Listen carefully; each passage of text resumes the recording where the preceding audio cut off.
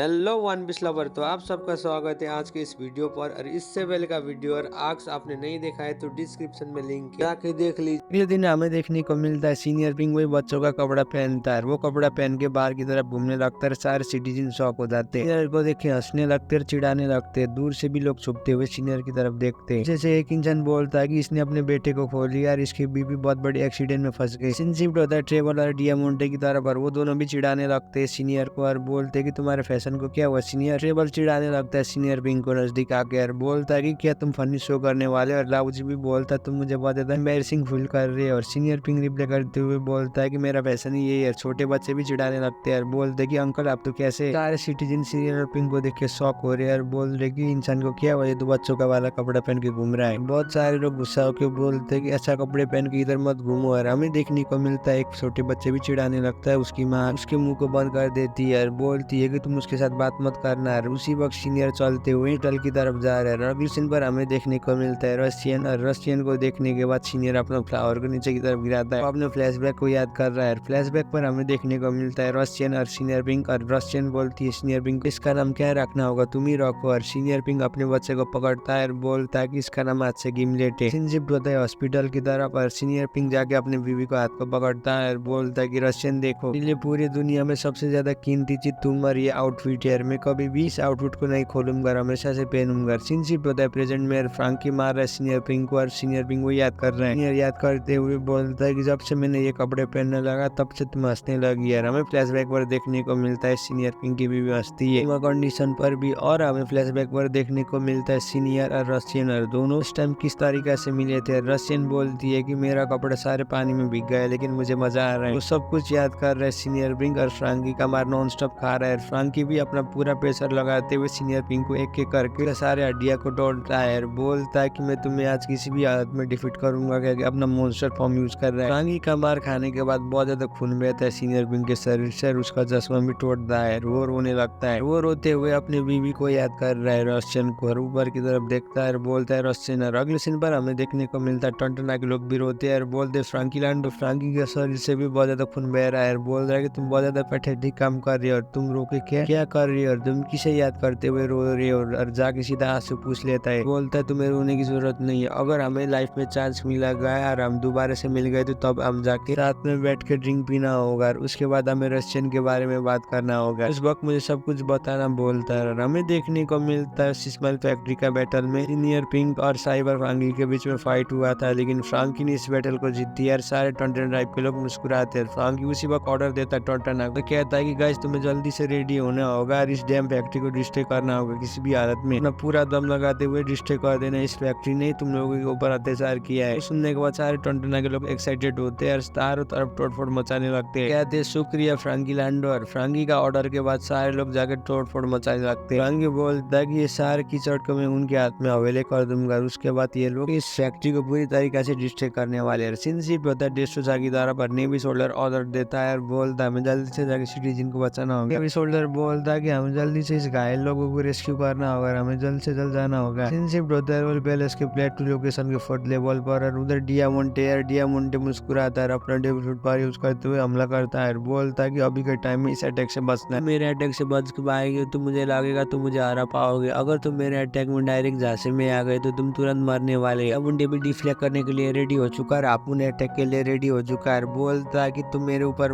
अपने स्टेटस को भूल गए, मेरे ऊपर आके हमला कर रहे हो, तुम तो मुझे कभी भी टेक डाउन नहीं कर पाओगे। डियामोंटे कीरोस की तरफ देखते हुए बोलता है कि तुम्हें क्या लगता है तुम मुझे आके टेक डाउन कर सकते हो, तुम हमेशा से कोलिशन के नंबर 1 फाइटर बनोगे। तो रिप्लाई करते हुए बोलता है कि मैं बहुत ज्यादा ताकतवर हूँ। डियामोंटे मुस्कुराते हुए बोलता है कि ये बात मत भूलो कि अभी के टाइम में मैं कोलिशन का हीरो हूँ। डियामोंटे सामा बोलता है। वो सुनने के बाद कीरोस बोलता है कि मुझे कोई भी परवाह नहीं उस टाइटल के बारे में, क्या हमला कर देता है। डियामोंटे अपना डेविल फ्रूट पावर यूज करते हुए उसे डॉज कर लेता है। कीरोस दूर जाकर गिरता है। डियामोंटे बोलता है कि तुम्हें क्या लगता है ऐसे सस्ते अटैक में जाऊंगा, तेजी से अपने शॉट से हमला कर रहा है। कीरोस भी रिप्लाई करते हुए उसके शॉट से डिफ्लेक्ट कर रहा है। कीरोस बहुत ज्यादा तकलीफ में आ चुका है। कीरोस नीचे की तरफ गिर जाता है। डियामोंटे मुस्कुराता है, बोलता है कि तुमने बहुत अच्छा ट्राई किया लेकिन ऑलमोस्ट मैंने गिरा दिया था। तुम नीचे की तरफ गिरे हुए और तुम्हें मदद करने के लिए कोई भी इधर नहीं आएगा करके मुस्कुराता है। बोलता है कि इस कंट्री के आसपास देखो लोग फाइट कर रहे हैं, सारे लोग इधर मरने वाले हैं, आज तुम्हारी बेटी का जहन तो मेरे हाथ से जाएगा। रोज सुनने के बाद कीरोस को बहुत ज्यादा गुस्सा आ जाता है। बोलता है कि तुम्हें क्या लगता है तुम खतरनाक हो, तुम सिर्फ एक पैर वाले शोल्डर हो, तुम कुछ भी नहीं कर सकते हो, तो तुम तो हिल भी नहीं सकते हो। क्या कि डियामोंटे कीरोस को चिढ़ाने लगता है। कीरोस बहुत ज्यादा घायल है। सीन शिफ्ट होता है भाईला की तरफ और भाईला अपना डेवलप पावर यूज करते हुए कुछ देख रही है। उसी वक्त कैप्टन टैंक पीछे से भाईला को बोलते हैं कि कीरोस सामा उधर क्या कर रहे भाईला सामा हमें बताइए। भाईला रिप्लाई करते हुए बोलती है कि ब्रदर कीरोस ऑलमोस्ट लिमिट में पहुंच चुकी है। वो सुनने के बाद टैंक बोलता है कि किसी भी हालत में कीरोस सामा को रिवेंज लेना होगा स्कारलेट सामा को, और उस डियामोंटे को कीरोस सामा के हाथ से ही मरना होगा। होता है कीरोस की तरफ और कीरोस डियामोंटे की तरफ देखता है, बोलता है कि तुम्हें चिंता लेने की जरूरत नहीं है, मेरे पास सिर्फ एक ही पैर है, ये काफी है तुम्हें टेक डाउन करने के लिए। कुछ नहीं लूंगा, मेरे पास एक ही पैर है, मैं तुम्हें तुरंत डिफीट कर दूंगा, बोलता है कीरोस। और वो सुनने के बाद डियामोंटे बोलता है कि सच में ऐसा ही है, तुम्हें बिना हिचकिचाए बिना मैं तुम्हारे स्पॉट में हमला करूंगा, बोलता है। सीधा हमला कर देता है। बोलता है कि बहुत ज्यादा बोर हो चुका तुम्हारे साथ नॉर्मल फाइट करके, अब मुझे फाइनल लो करना ही होगा, बोलता है। उसी वक्त वो अपने डेविल फुट पावर को यूज करता है। कहता है कि तुम्हें अब मैं शो टाइम दिखाऊंगा, कह के अपने डेविल फुट पावर यूज कर देता है। उसी वक्त आसमान से कील नीचे की तरफ गिरते हैं। डियामोंटे बोलता है कि अब मेरे अटैक को रिलीज करता है। उसी वक्त आसमान से मेटल का सीट नीचे की तरफ गिरता है। डियामोंटे बोलता है कि देखो कीरोस ऊपर की तरफ, ये बहुत ज्यादा ब्यूटीफुल है, अगर तुम इसके ऊपर आओगे तो तुम चलोगे हुए। सीन शिफ्ट होता है रेबिका रॉबिन की तरफ। रेबिका बोलती है कि रॉबिनसन हमारी छुपने जगह इधर किधर भी नहीं है। कीरोस बोलता है कि रॉबिलैंडो जल्दी से जाकर रेबिका को प्रोटेक्ट करो, मैं इसके साथ लड़ने तैयार हूँ, मैं इसी हालत में लड़ूंगा। मोंटे बोलता है कि तुम्हें ये देखे बहुत ज्यादा तकलीफ होगा क्योंकि तुम्हारे ऊपर देखो क्या चीज तुम्हारे साथ आ रही है। मोंटे बोलता है कि स्टार्टर्स इतना खतरनाक है तो पूरी तरीके से किसी कंट्री का आर्मी को भी टेक डाउन कर सकते हैं, तुम बिना के आयर तुम्हें जीने के लिए बहुत ज्यादा मुश्किल होगा। सीन शिफ्ट होता है रॉबिन की तरफ और रॉबिन बोलती है कि मैं खुश हूँ कि इधर सनफ्लावर फील्ड है। अपना डेविल फुट पावर यूज करते हुए सारे सनफ्लावर फील्ड के सनफ्लावर को सील बना रही है। बोलती है कि मैं इस सनफ्लावर फील्ड की बनाऊंगा यार। सीन शिफ्ट होता है डियामोंटे की तरफ और डियामोंटे भी अपना मेटल का सील बनाता है। बोलता है कि तुम जाके इंस्टॉल करो, मुझे भी परवाह नहीं है, तुम अपने मौत को एंजॉय करो। रॉबिन अपने डेविल फुट पावर को यूज करते हुए बहुत बड़ा सनफ्लावर का पेड़ बना देती है जिससे शील्ड अंदर की तरफ नहीं आती है। रेबिका को प्रोटेक्ट कर रही है, लेकिन मोंटे बोलता है कि तुम्हें अटेंशन देना चाहिए कीरोस। नीचे की तरफ वो शील्ड गिर रहा है, लेकिन कीरोस भी अपने शॉट से रिप्लाई कर रहा है उस मेटल सीट को। शॉट से एक एक करके सारे मेटल सीट को टेक डाउन कर रहा है। वो देखने के बाद डियामोंटे शॉक हो जाता है, बोलता है कि ये कीरोस किस तरीके से कर सकता है। कीरोस डियामोंटे की तरफ देखते हुए बोलता है कि तुमने बोला था ना ये अटैक से पूरी तरीके से आर्मी भी डिफीट होगा, लेकिन मुझे देखे ऐसा नहीं लगता है। आयरन वॉरियर है, किसी भी कंट्री का आर्मी इतना वीक नहीं होता है कि ऐसे एक अटैक में पूरी आर्मी जाएगी। इसी वक्त डियामोंटे बोलता है कि तुम बहुत क्रेजी जैसी बात कर रहे हो, क्या मुस्कुराता है। बोलता है कि अब तुम इसका स्वाद चखने वाले हो, क्या तेजी से आसमान से मेटल सीट गिरा देता है। बोलता है लड़ सकते हो तो लड़ो।